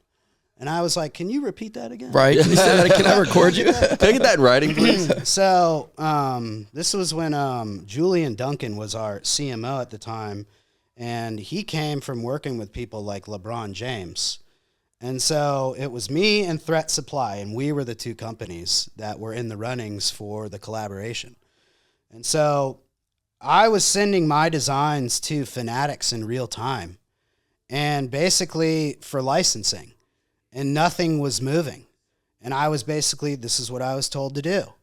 And so one of the last times, like, I sent him a design, and then I went on their website and I started to look around, and I was like, man, I'm like, that looks fucking really similar to what I just fucking sent you, Mm-hmm. And so I don't know who I was talking to, but I was just like, I sent him a text. I was like, hey man, I'm like, every design I've sent you, I'm like, I'm not getting any feedback from. And I was like, and I just saw this design that looks exactly like mine. And he goes, ha ha ha ha ha. Oh my God. And I literally that sneaky motherfucker, dude. And like, so that's when I was just like, what? And so then I remember getting back to Julian. I was just like, I was told this, I was told that, like, that you guys are going to turn a blind eye. That's what we literally were told. And that we're going to be able to go to the stadium and fucking sell our shit.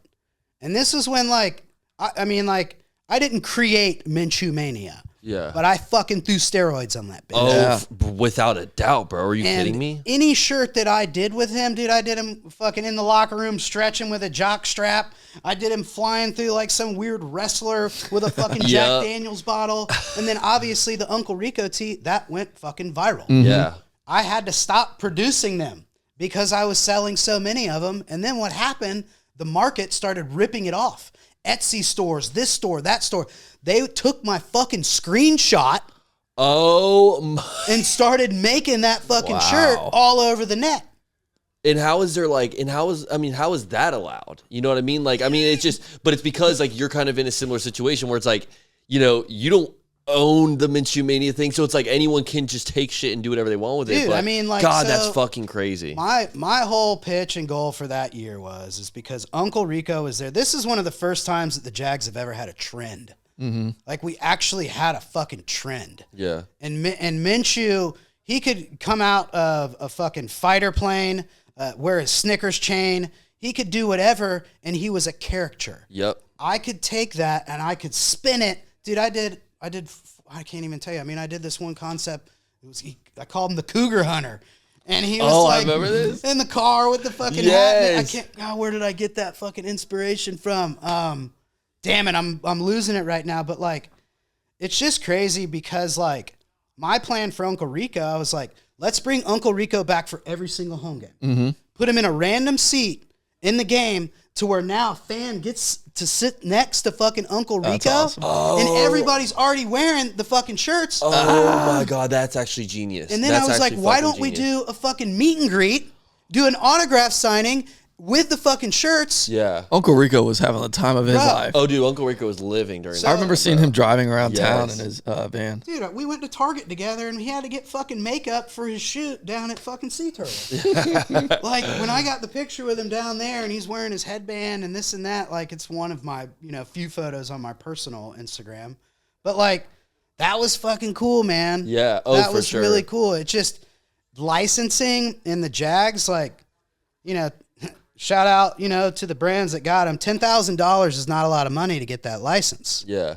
I mean, and especially like, I don't really need a license to move $100,000 in clothes straight up within a month. Yeah. Like, basically that just took $10,000 from my pocket. For sure. Being that we've been around for so long, like, I hate to say it, but I don't need the license. Is there kind of like a bit of you now where you're like, now you don't even want to go after the license because now it's like not war essentially, but it's like this is the fuck you. Well, it's getting like, watered down, dude, and it's like everybody and their mom thinks that it's okay. All right, we just dropped throwbacks this year. Yeah. So just think if they dropped throwbacks of the actual Leaper.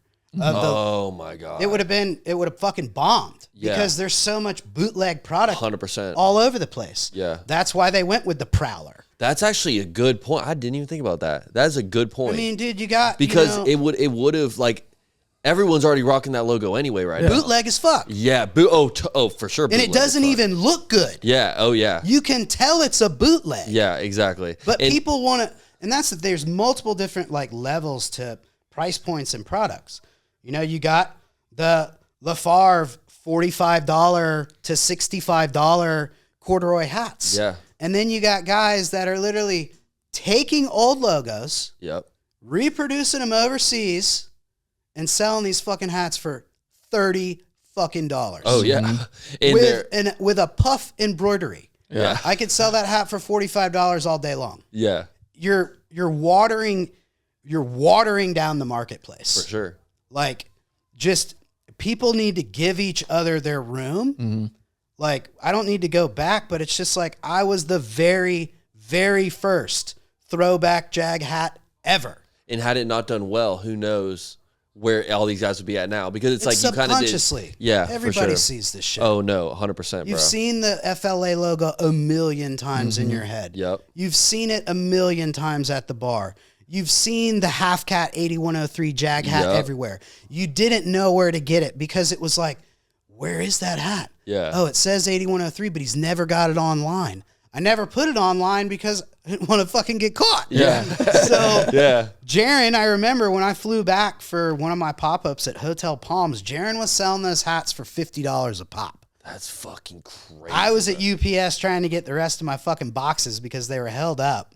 And that was then when that hat was the most popular throwback Jag hat. I mean, everybody fucking No, everyone had that hat. No, 100%, bro. Dude, it's crazy even go back down like this memory lane because like you see so many brands where they'll make their whole brand about the Jaguars, and you found like the perfect way.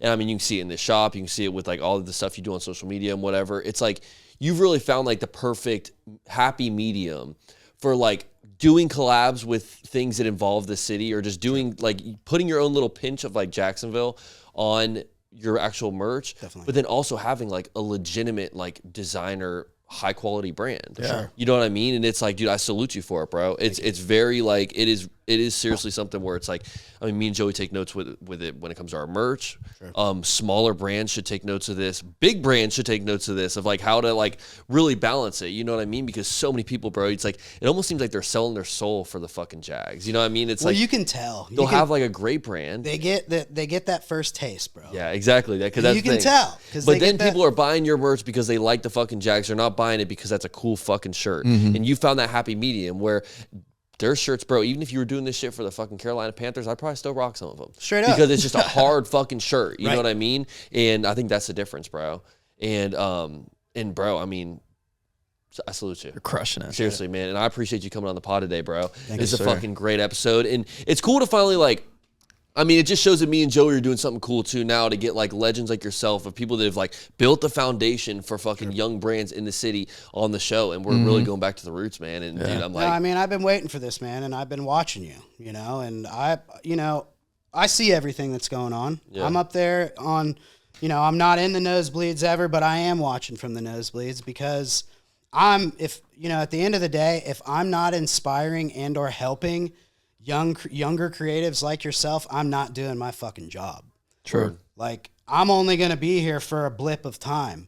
There are going to be other people that come into the space. Mm-hmm. Some will last, some won't. But for me, like, it's about standing the test of time. Yeah. And the only way you do that is with consistency. Oh, yeah. There, dude, could let him cook. He's on it. Brother, let him He's cook. on it. That's what we've been saying this shit, boy. Yeah. And dude, no, I appreciate it, man. It's God's plan. 100%. Everything's perfect timing. I don't know. What was the quote you told me the other day?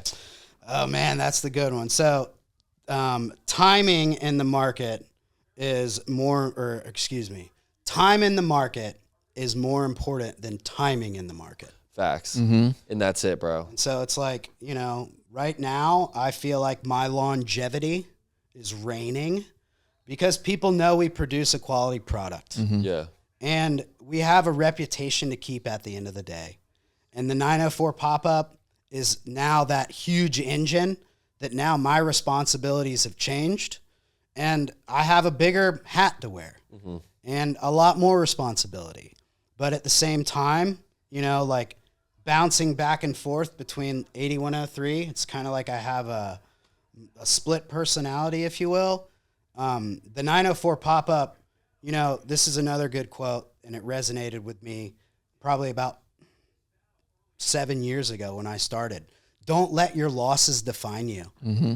And 8103 for a long time was that for me. I was known as, there's 8103. Now, there's the 904 pop-up guy, because the 904 pop-up brand has grown probably 5 times as fast because it was bigger than me. Yeah. And it was my community project. Yeah. It was something that my vision was to blow up other people and to use my sauce in order to do that. Mm-hmm. Facts. And maybe some people might not like the sauce or like whatever, but it fucking works. Hey, baby, if you don't got haters, you ain't popping. Talk to them. Damn right, baby. Yes, sir. That's how it goes, man. Dude, I appreciate you, bro. Yeah. Yes, sir. Dude, all the OGs that are watching this episode, shout out to everyone. Shout out to everyone that's been just kind of putting up with me and Joey for the past month, man. Because, we had Osmotion. Young Cash comes on. Episode probably our most, I think right now it might be our first or second most popular episode of the season. Yeah. And then we take a month off. Shit. But it's all for the greater good, baby. Things are coming. Cash. Dude, shout out Young Cash, man. It's all for the greater good because we got big things on the way.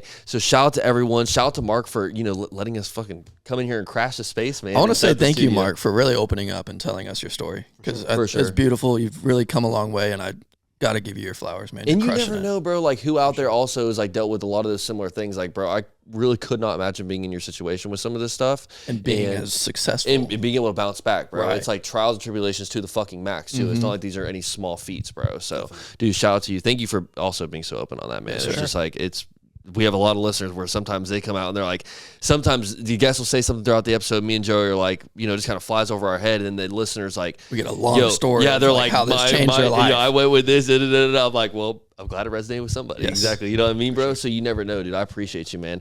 All the OGs that are listening to this episode, man, you guys already know if you want that extra bonus content, you know where to find me and Joey. Patreon.com/OG sessions. Choose a membership that's right for you, and let's get this thing cooking, man. Bonus content's on there, secret sessions. We might have Mark on for the next secret session, honestly. Y'all never know, man. The secret sessions get a little wild, man. So y'all don't get no deep stories, and we might be eating some random ass food, I'll tell you that. Also, if you are looking to engage with us a little bit more, Instagram OG Sessions Pod, TikTok OG Sessions Pod. Oh no, TikTok OG Sessions. How about the merch? Still too? So we got that. Look, merch is coming up, brother. Easy. Sorry, Easy. Pump those it's brakes. just such a good shirt. I love it. Okay, so if you guys do want merch, ogsessions.com. We've got all the summer line merch on there for you right now. Everything me and Joey are wearing is on there, plus a bunch of other little like random things, you know what I mean, little specialty items. But we have a 14-piece winter drop coming. Ooh. Very excited about this. Me and Joey we are no designers, but we were when we were making this shit, boy. Okay, we really tried to cook something up for you guys. We sent it to we actually have girl stuff. So ladies, all the female OGs out there, y'all get ready because the girl stuff actually goes pretty hard. Yeah, you might find Joey in a little cropped hoodie. I might even wear that.